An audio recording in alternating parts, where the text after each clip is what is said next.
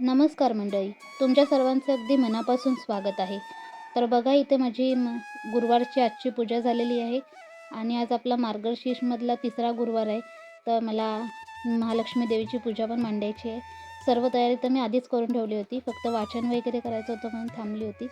तर आता वाचन वगैरे इथलं सर्व काही झालं आहे. तर मग आता पूजा मांडायला घेते. तर बघा नेहमीप्रमाणे आता समई प्रज्वलित करून घेते आणि कुठल्याही पूजेची सुरुवात ही स्वस्तिक काढून करायची असते. तर आता तेच काढते स्वस्तिक. आणि ही जी आपली पूजा आहे ना मार्गशीर्षमधली, ती एकदम सोपी आहे. अगदी लहान मुलंही आरामात करू शकतात अशी पूजा आहे ही. आणि त्याचे परिणाम पण तितकेच प्रभावी असतात. तुम्हाला मागून खूप आवाज येत असेल बॅकग्राऊंडला, तर त्यासाठी खरंच सॉरी. आमच्या इकडे कन्स्ट्रक्शनचं काम चालू आहे, तर त्यामुळे खूप आवाज येत असतो सारखा.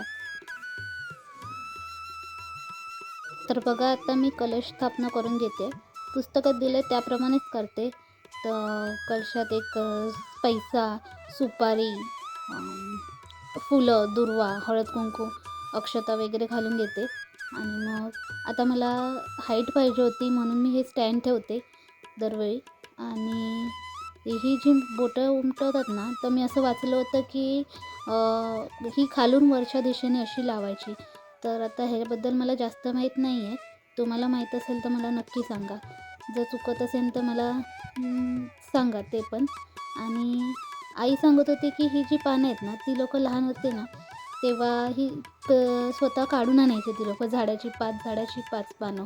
पण आता ही कधी-कधी मार्केटमध्ये मिळतात ना, तर ती सेम सेम पण असतात कधी. पण काय करणार आता? झाडच नाही आहेत मुंबईत तर. तर आज मी हे छान गुलाबी वस्त्र घालते देवीला आणि त्यावर मी आता मोत्याचे दागिने घालणार आहे देवीला. तर बघू आता कसं काय होतं आहे, कसं चांगलं दिसतं आहे ते. आणि आईच नेहमी सांगत असते मला, कारण मला खूप कन्फ्युजन होत असतं. तर मग आईच सांगते मला, सजेस्ट करते, तसं मी करत असते.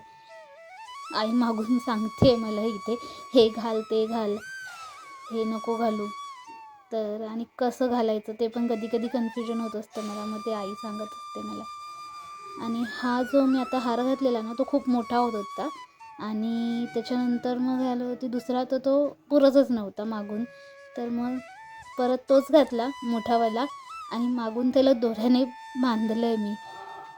तर तेव्हा कुठे तो बसला आहे आता छान. आणि हा जो मुखवटा आहे ना माझा, हा खूप जुना मुखवटा आहे. 6-7 वर्ष झाली असतील त्याला. पहिला मुखवटा मी हाच घेतला होता आणि तो पिवळा पडला होता, तर त्याला मी घरीच कलर केला आहे. आणि ह्यावेळी ना आई गजरे आणायलाच विसरली. तर हे माझ्याकडे आर्टिफिशियल गजरे होते, तर तेच घातले आहेत मी देवीला. पण छान दिसत आहेत ते. आमच्या इथे हरिनाम सप्ताह पण चालू आहे, तर तुम्हाला आवाज येत असेल मागून. आणि इथे माझी मांडणी करून झाली आहे. तर आता मी अभिषेक करणार आहे बाप्पाचा, देवीचा वगैरे. तर त्याचे पण त्यासाठी पाट मांडते आधी. तिकडे स्थापना करणार आहे मी बाप्पाची आणि देवीची.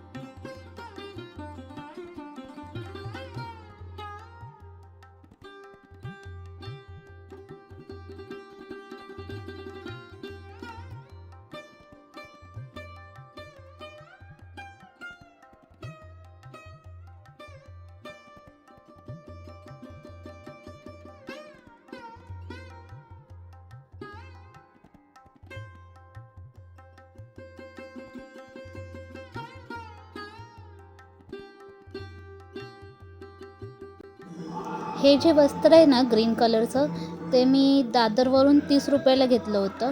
खूप छान दिसतं पण ते देवीला. थोडं मोठं आहे पण छान दिसतं.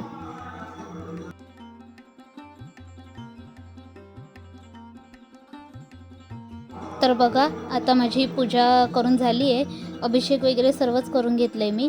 आणि आता मी रांगोळी काढते. मी नेहमी शेवटीच रांगोळी काढते, कारण कधी कधी ती पुसली जाते ना मग पूजा करताना, त्यामुळे मग मी शेवटी रांगोळी काढते.